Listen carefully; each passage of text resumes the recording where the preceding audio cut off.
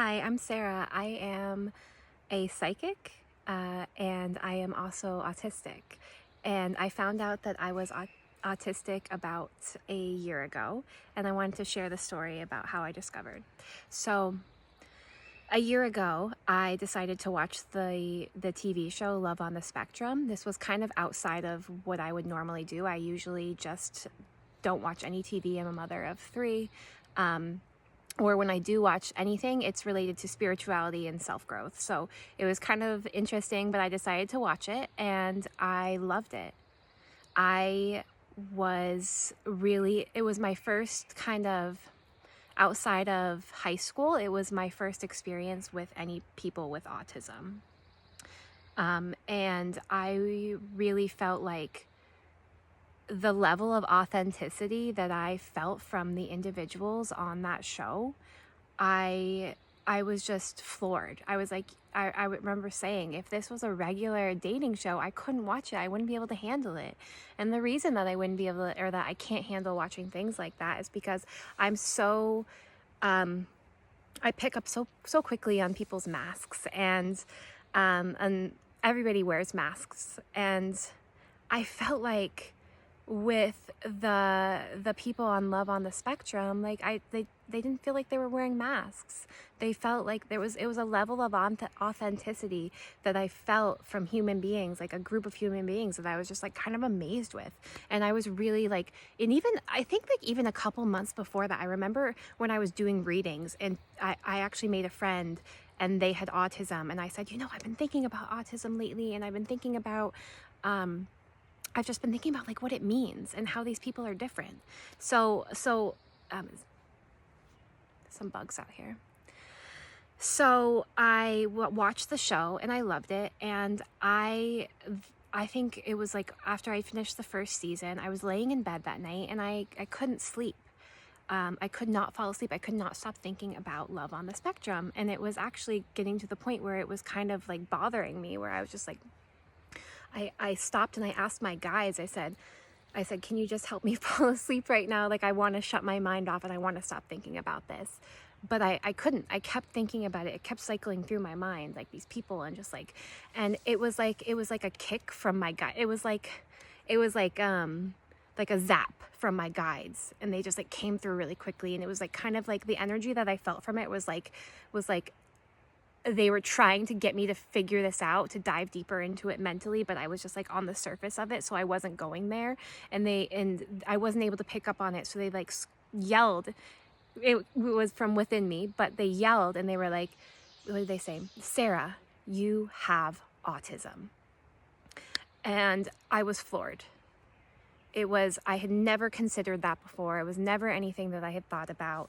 And I didn't really know what to think about it. And I started researching autism after that. I remember the next morning I sat down and I looked into it. I was like, what is autism? What are the symptoms? Is this something I'm making up, or is this something that's real? And I started reading about it and I was like floored. And I was astonished that there was something out there that described my life experience. And somehow I had gone 33 years at that point with no one ever picking up on this, and me never picking up on it. I had been diagnosed with many things when I was younger: ADD, ADHD, depression, bipolar was another diagnosis I got. I don't resonate with any of those diagnoses anymore. If anybody asks me, I do not have depression. I do not have bipolar.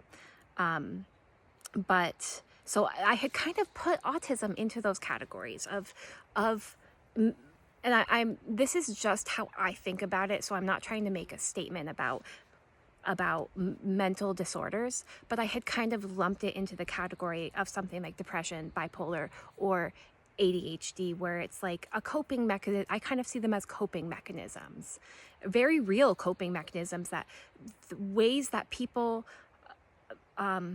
ways that our nervous systems and our bodies cope with the world through these disorders. I saw autism as something similar to that before this. And then when I started looking into it and started learning more about it, and the two, like watching Love on the Spectrum, made me really start to think about, what is autism?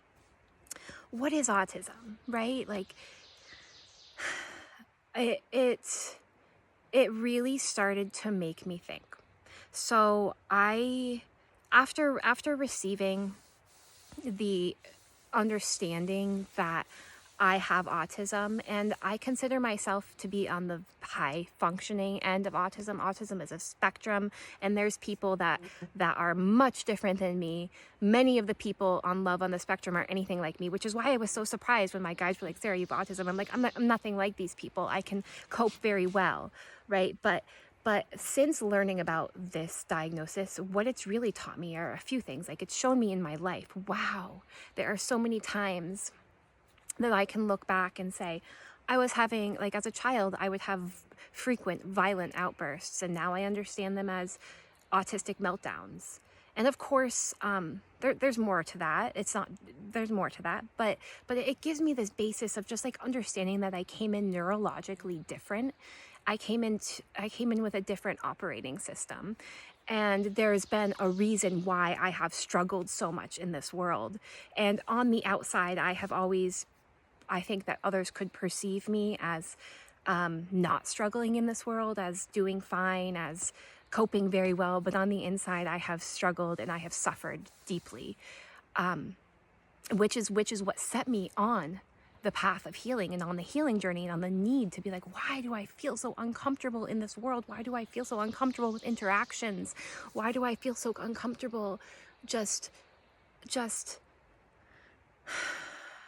being a human in a body? Like, why do I feel so uncomfortable about so many things that, and I even thought this growing up. I'd look at other people, I say, why, like, I feel like I experience things in a different way than others. And I feel like, too, another thing that I thought when I was younger was, I feel like I experience more intense emotions than other people.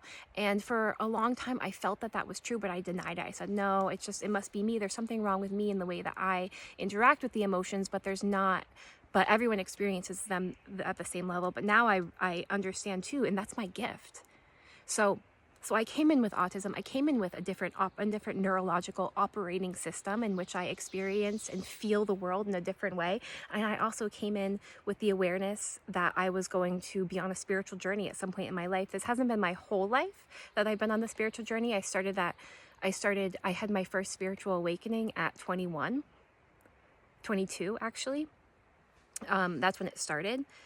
So spirituality and autism. So I think that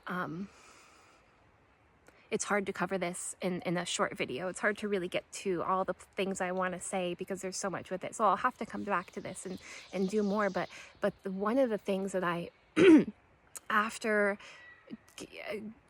discovering that I had autism, discovering what autism was and starting to dive deep into it and wanting to be like, well, okay, here's what it is from this human perspective. I've done this research and I've read about what it is from this human perspective, but like, there's got to be a soul perspective to this. There's got to be another perspective.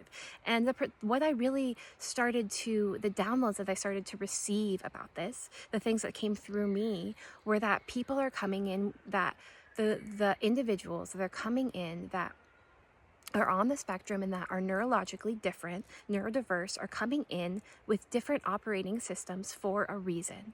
And this directly coincides with the new earth that is coming into existence right now as we speak.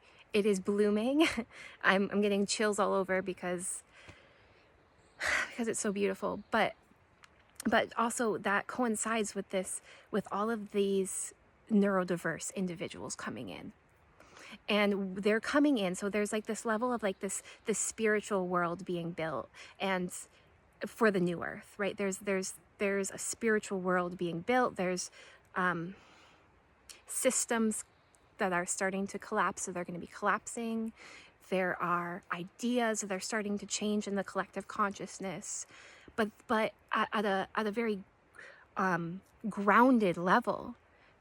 The neurodiverse community and individuals coming in that are neurodiverse are coming in with different operating systems to help create a different reality in the physical. And right now, I mean, we're moving more deeply into that, where people are really starting to understand like that there's not just one way of being in the world. Before, it used to be like there weren't any different option, there weren't things for neurodiverse people. Like, for instance, what I'm saying is, like, at the museum, or at the grocery store, they have special hours at different places for people that are overstimulated or just need that to go to those places at a less stimulating time. So there's ways that society is starting to change a little bit and bend a little bit to really fit these different people more. And so that's what I really see with autism. That's what I really see, have an understanding, at least my understanding. I don't want to speak for anybody else, but I really do feel that autistic people, like, there's something very special there. Everyone's special, right? So I'm not trying to, but I want to speak specifically about neurodiverse people being very unique for a reason. And, like, there's also something recently about, like, the telepathy tapes. I think that's what it's called. Is it the podcast? Is it a TV show? Is it the book? I'm not sure. But what I do know is that it's about nonverbal autistic people that actually have been exhibiting telepathy. So these things are out there. People are starting to, society's starting to pick up on this. There's still skepticism, of course, and there will always be, but there's something very important about the changing earth, about the new earth, and about the neurodiverse people that are now coming into the earth in huge numbers.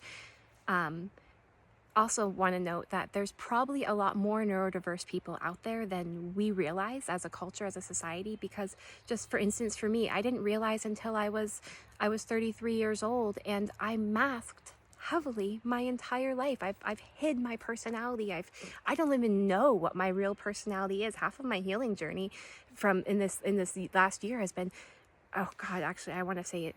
Half of my healing journey has been all uncovering my masks and finding who I am, because I've had no idea who I am, and it was so deeply repressed. So I think I'm gonna end it there. Please like, comment, and let me know if you are interested and would like me talking more about this type of spirituality and autism connection.